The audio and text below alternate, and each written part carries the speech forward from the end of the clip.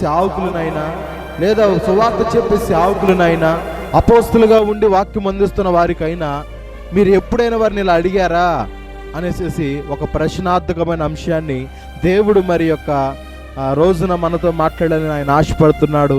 కాబట్టి ఈ వాక్యాన్ని బట్టి చెప్పబోతున్న యొక్క సందేశాన్ని బట్టి మనము తెలుసుకోవాల్సిన అతి ప్రాముఖ్యమైనది ఏంటంటే, బైబిల్ గ్రంథంలో అడిగారు, మరి నువ్వు ఈరోజు నువ్వేం అడుగుతున్నావు? సేవకుడిని అడిగే విధము నీలో ఉందా?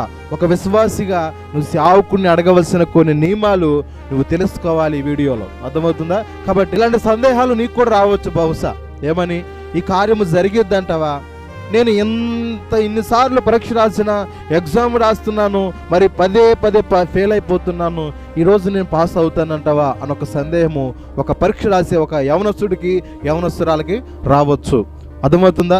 లేదా కుదరని రోగముతో బాధపడుతున్నవారు ఉన్నారనుకో, అనేకమైన వైద్యులను సంప్రదించారు, గొప్ప పేరు ప్రాఖ్యాతగాంచిన ఆ వైద్యులను సంప్రదించినప్పుడు వారి రోగము కుదరనప్పుడు, వారి రోగము తగ్గనప్పుడు, వారి వ్యాధి నయం కానప్పుడు చెప్పండి వారికి ఏం కలిగిద్దంటే, నేను ఈ యొక్క ఆంధ్ర రాష్ట్రంలో కావచ్చు, తెలంగాణ రాష్ట్రంలో కావచ్చు, లేదా ప్రపంచంలో కావచ్చు, ఏ ప్రముఖ డాక్టర్ని కలిసినా కూడా నా వ్యాధి నయం కాదన్నారు.